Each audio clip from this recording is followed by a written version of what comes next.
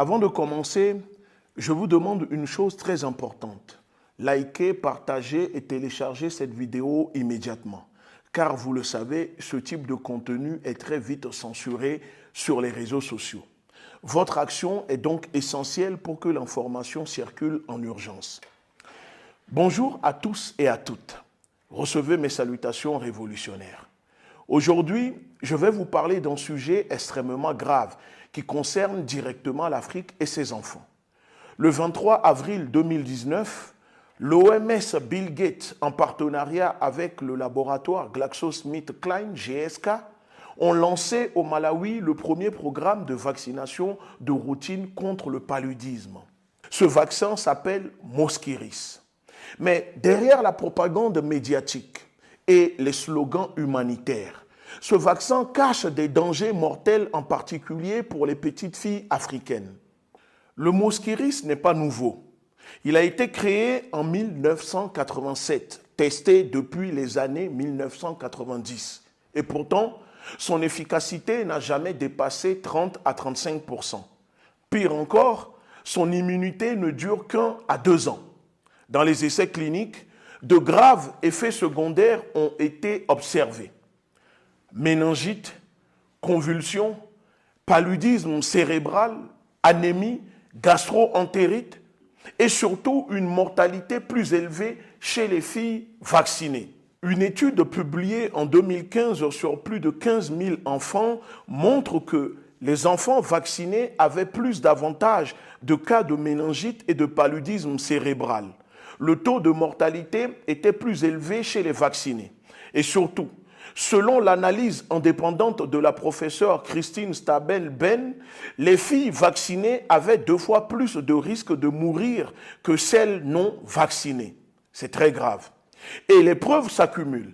Si vous êtes une fille et que vous avez participé à cette étude, vous avez beaucoup plus de chances de mourir qu'un garçon. Les chercheurs eux-mêmes estiment que la probabilité que ce soit dû au hasard est inférieure à 0,1%.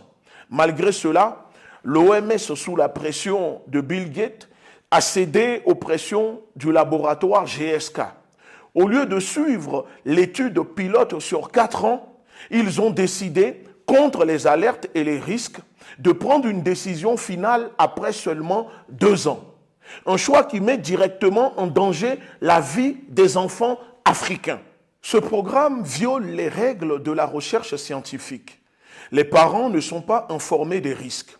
Les enfants sont vaccinés sans consentement éclairé, car l'OMS a maquillé cet essai en simple mise en œuvre de routine. Et malgré les signaux de danger, l'OMS refuse de stopper l'expérimentation. À cela s'ajoute un problème encore plus grave, l'absence totale de pharmacovigilance en Afrique. Dans la plupart des pays africains, il n'existe quasiment pas d'infrastructure de surveillance post-commercialisation des vaccins.